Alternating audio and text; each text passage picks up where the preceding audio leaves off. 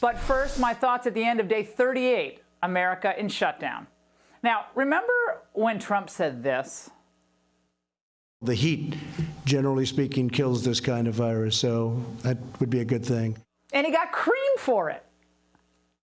One of the things the president has been saying is that, you know, by April, if the warmer weather comes, this may all just magically go away or miraculously go away. We've heard from the CDC and FDA officials on here.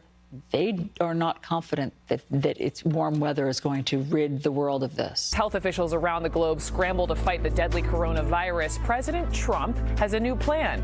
Wait for warmer weather. Oh, the snark. And then today?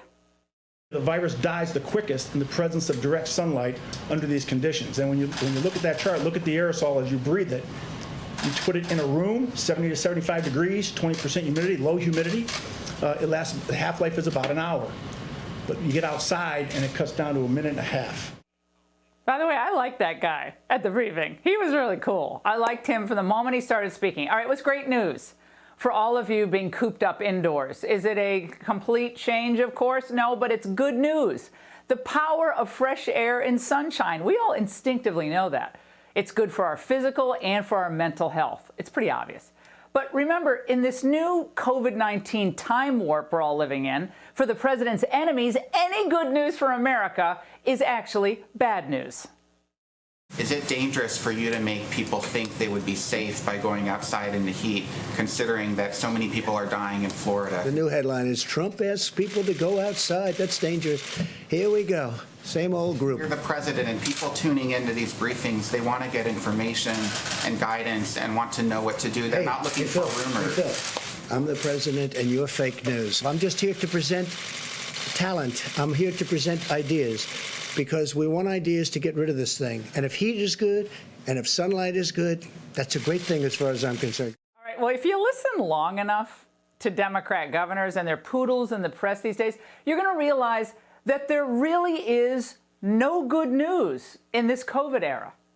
No developments positive enough to get us to think that the science or the data is changing to justify reopening the states that really want to open anytime soon. Now think about it. On Easter Sunday, we knew that New York's hospital system, although stretched in a few places, would not be overwhelmed. We also knew that Governor Cuomo's claim or insistence that they would need 40,000 ventilators was off by at least a factor of 6. Guarding against a collapse of our healthcare system was the entire justification for this national shutdown. If we don't flatten the curve, how concerned are you? Well, if you have a really massive increase in cases, there's no country or anybody in the world that's going to be perfectly prepared. That's the reason why we want to blunt that curve. If you let the curve get up there, then the entire society is going to be hit. Well, we knew weeks ago that our hospitals were not going to break under COVID, because look, now military hospital ships are largely empty. Emergency hospital tents barely utilized. No one who's needed an ICU bed has been denied one. No one who's needed a ventilator was denied one. This should be celebrated. The Trump administration should get some credit for these achievements. We achieved these very important goals in a very challenging time. The curve was flattened. But now that's not good enough. Now they tell us we can't go back to our old life until almost a new bureaucracy is created to save us. We have to put together a tracing army. This is going to be a massive undertaking. Good news is Mayor Michael Bloomberg has volunteered to help us develop and implement the tracing program. Oh, fantastic.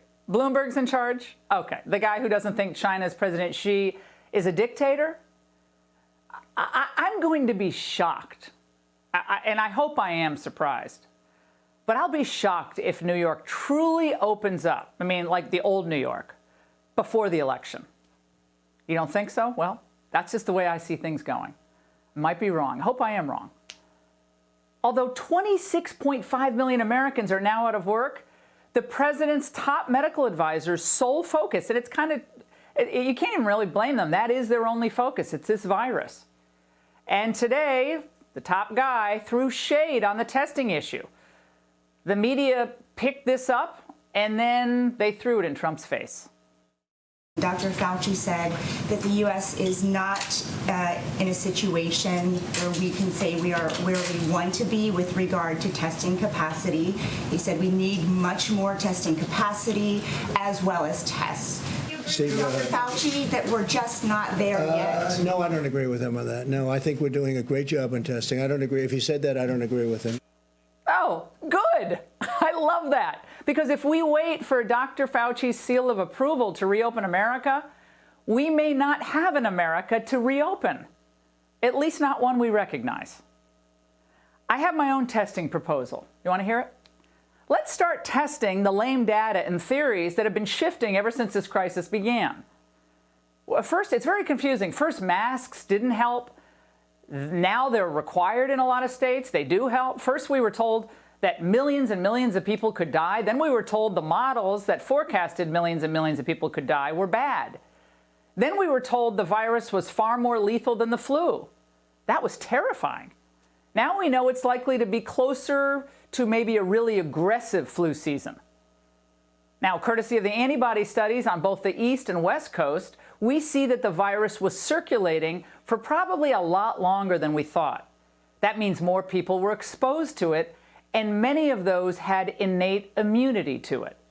What we found so far is the statewide number is 13.9% tested positive for having the antibodies. It means these are people who were infected and who developed the antibodies to fight the infection.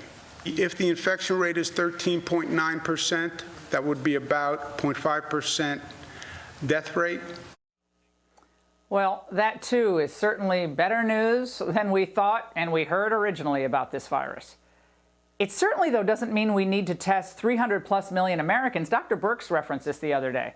We don't need to test 300+ million Americans, create a new immunity certificate for work and travel that some are actually proposing. The bottom line is this. Most Americans desperately want to get past this shutdown. Others want to prolong it, if you can believe it or not, for political reasons, or maybe to extract a few more policy concessions. The more damage we sustain, the more likely a radical restructuring of America will follow.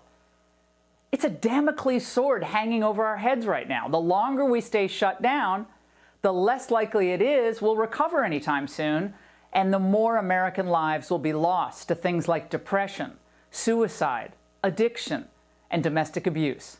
And of course, the less likely it is that Trump will win re-election. Does anyone honestly think that the Biden campaign actually wants this country to open up anytime soon? I mean, they obviously prefer him in the basement. Fewer missteps, fewer gaffes, well, most of the time. We're here in the basement of my home, which is turned into a television studio I'm not very familiar with. It was clear to me by that time the president had no sense of science, no sense of responsibility. And I just really, it really worried me that. It worries us too, Joe. If we don't get this economy going again, that man could become president of the United States. Now, that is far more terrifying than any coronavirus. And those are my thoughts at the end of day 38, America in shutdown.